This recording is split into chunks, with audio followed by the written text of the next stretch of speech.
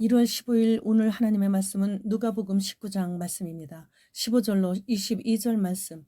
귀인이 왕위를 받아가지고 돌아와서 은화를 준 종들이 각각 어떻게 장사하였는지를 알고자 하여 그들을 부르니 그 첫째가 나와 이르되 주인이여 당신의 한 문화로 10문화를 남겼나이다.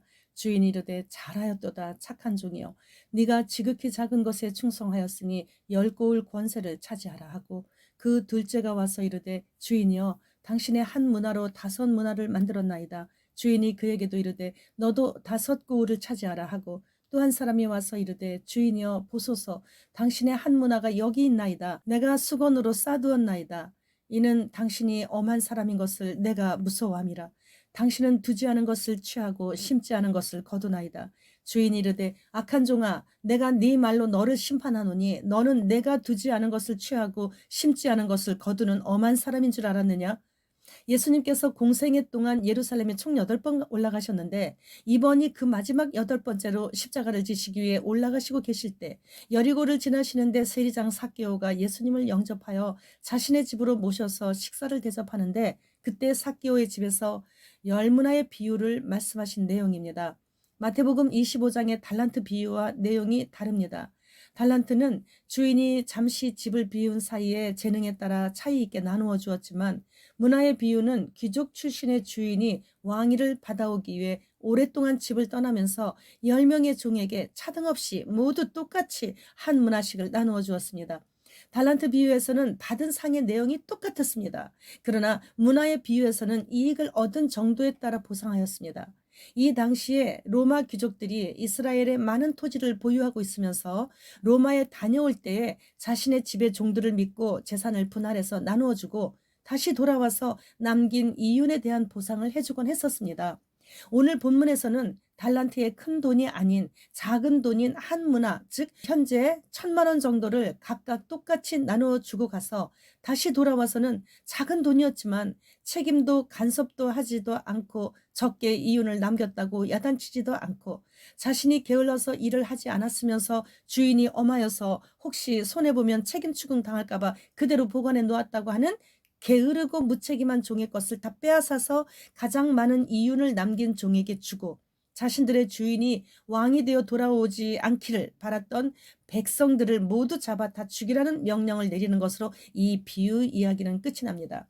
이제 우리 주인님이 돌아오시는 말발굽 소리가 여러 세상 채널들을 통해서 우리들의 귀에 들려오고 있습니다. 지금 왕위를 받아가지고 돌아오시는 왕의 귀한 소식이 여기저기서 들려오고 있지 않습니까? 그날은 한 문화 받은 우리 모두에게 작은 일에 충성했는지 물으시는 날이 될 것입니다. 그날은 장사 미천을 공평하게 나누어 주신 주인이 돌아오셔서 결산하시는 날입니다. 그 주인님은 종들을 전적으로 신임하였으며 간섭하거나 감시하지도 않으셨고 가장 좋다고 생각하는 대로 사용하도록 맡기셨습니다. 주인이 종들에게 돈을 맡기시고 다녀오신 것은 자신의 재산을 늘리기 위한 목적도 물론 있겠지만 장차 자신이 치리하실 나라에서 책임 맡을 자리에 적합한지 그들의 충성심과 능력을 시험하려는 의도가 더 크신 것이죠. 이제 주님 다시 오시는데 그 전에 먼저 주님께로 갈 자들도 있겠지만 아무튼 그때까지 받은 재능으로 복음을 전파하고 주님의 구원 사업을 확장시켜야 하는 책임은 누구에게나 주어진 것이죠.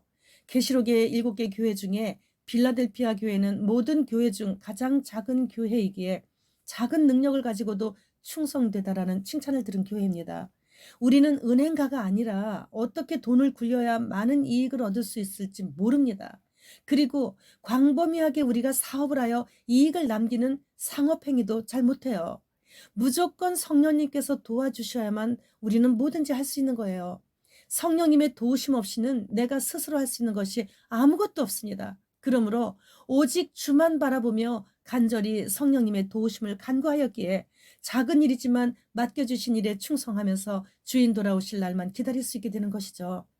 우린 우리 왕이 다시 오시는 그날을 눈 빠지게 기다리고 있는 것이죠.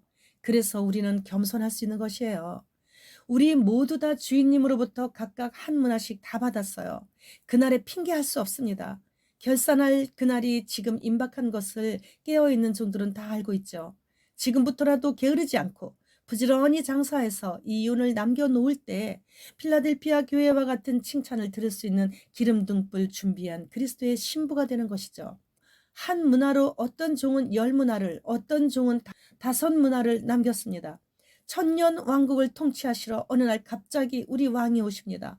그리고 그날에 왕위를 받아가지고 오시는 왕께서 한 문화로 10문화 남긴 종에게는 10고을을, 똑같이 받은 한 문화로 5문화를 남긴 종에게는 5고을을 다스릴 수 있는 그런 분봉왕의 직위를 주십니다.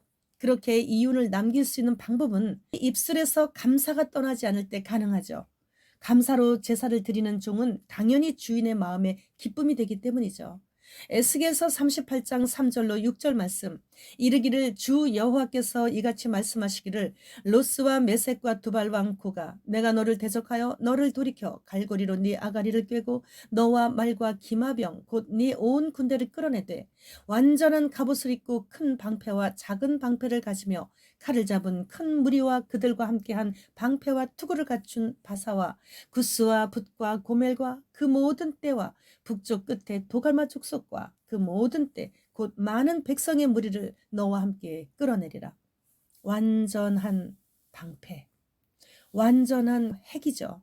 아주 완전한 핵을 다 갖춘 나라가 러시아입니다. 이스라엘이 무기와 드론 등으로 요즘에 우크라이나를 본격적으로 지원한다고 합니다. 우크라이나과 전쟁 중인 러시아가 기회는 이때다 하고 이스라엘 땅으로 연합군을 이끌고 들어갈 합당한 계기가 되었죠. 결국 이것을 기회를 삼아 러시아 남부 지역의 이름인 로스와 메섹과 두발왕 고기, 고멜로 기록된 벨라루스와 도갈마 족속인 터키와 방패와 투구를 갖춘, 즉 핵무기를 갖춘 바사로 기록된 이란과 이라크, 아프가니스탄 등 이슬람 세력들과 붓이라고 기록된 리비아, 튀니지, 알제리, 모로코 등 북부 아프리카 세력과 구스라고 기록된 에티오피아, 수단과 동맹하여 이스라엘 땅인 아마겟돈으로 들어오고 있다는 뉴스를 아마도 조만간 들을 것 같습니다. 우리 주인님께서 왕위를 받으시고 지금 오십니다. 주님 어서 오시옵소서. 마라나타.